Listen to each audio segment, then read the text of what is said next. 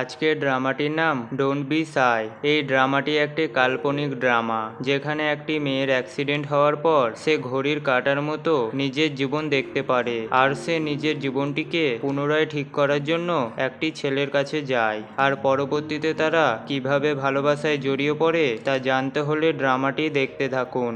ড্রামার শুরুতেই হিরো আর হিরোইনকে দেখানো হয়। জানা যায় একই দিনে জুও ও জিনের বাবা মারা গেছে, তাই পিতাকে সমাধিস্থ করার জন্য তারা দুজনে সমাধিকক্ষে এসে থাকে। মারা যাওয়ার আগে জিনের বাবা জিনকে একটি ঘড়ি উপহার দিয়ে যায়। তখন একজনকে বলতে শোনে যে চেয়ারম্যানের হঠাৎ মারা যাওয়ার কারণে কোম্পানির পরবর্তী চেয়ারম্যান আপনিই হবেন। লোকটি জিনকে বলে, চেয়ারম্যান হওয়ার পর আমি তোমার বাবার কোম্পানিটি এগিয়ে নিয়ে যাব, তাই সেটা নিয়ে তোমাকে বেশি চিন্তা করতে হবে না।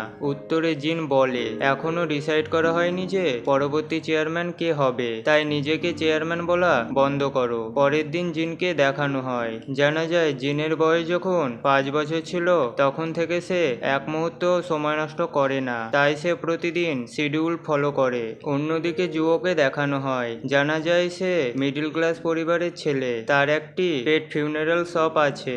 জানা যায় তার বাবা মারা যাওয়ার পর থেকে তাকে একটি রোগে ধরে নেয়। সে কাঁদার সময় হাসে আর হাসার সময় কাঁদে, কারণ সে ইমোশন ঠিক মতো দেখাতে পারে না। সেই জন্য তার বিজনেস ঠিক মতো চলতো না। জিনের একজন ফিমেল অ্যাসিস্ট্যান্ট আছে, তার নাম জুলি। জানা যায় জুলি তার সমস্ত কাজ হ্যান্ডেল করে, এমনকি সে তার খুব ভালো বন্ধুও ছিল। জুলির কথায় জানা যায় আজ একটি ইম্পর্টেন্ট মিটিং আছে, তাকে জলদি তৈরি হয়ে সঠিক সময়ে মিটিংটি অ্যাটেন্ড করতে হবে। জিন মিটিংয়ে জানতে পারে সবাই মিলে তার আঙ্কেলকে ভোট করেছে যাতে সে চেয়ারম্যান হতে পারে, আর যদি তাকে চেয়ারম্যান না বানানো হয় তাহলে তারা কোম্পানি ছেড়ে দেবে। কিন্তু তাতেও জিন রাজি হয় না। এরপর বাড়ি ফেরার পথে জিন ক্লান্তিতে গাড়িতে ঘুমিয়ে পড়ে। ঠিক তখনই ঘড়িটি হঠাৎ বন্ধ হয়ে যায়, আর জিন অন্য একটি দুনিয়ায় পৌঁছে যায়। জিন দেখে একটি পুরনো বাসে চাপার জন্য কয়েকজন মৃত মানুষ অপেক্ষা করছিল।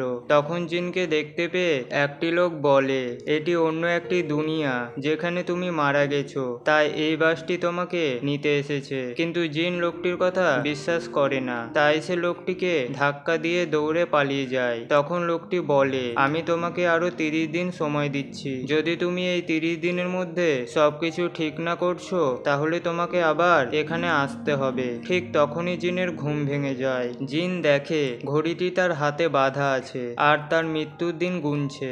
সে ঘড়িটি খুলতে গেলে খুলতে পারে না, তাই সে ডাক্তারের কাছে যায়, কিন্তু ডাক্তার তার হাতে ঘড়িটি দেখতে পায় না। তখন ডাক্তার বলে, আমার মনে হয় তোমাকে একবার সাইকাট্রিস্টের কাছে যাওয়া দরকার, কারণ তুমি যা শুরু করেছো একমাত্র তারাই কিছু বন্দোবস্ত করতে পারবে।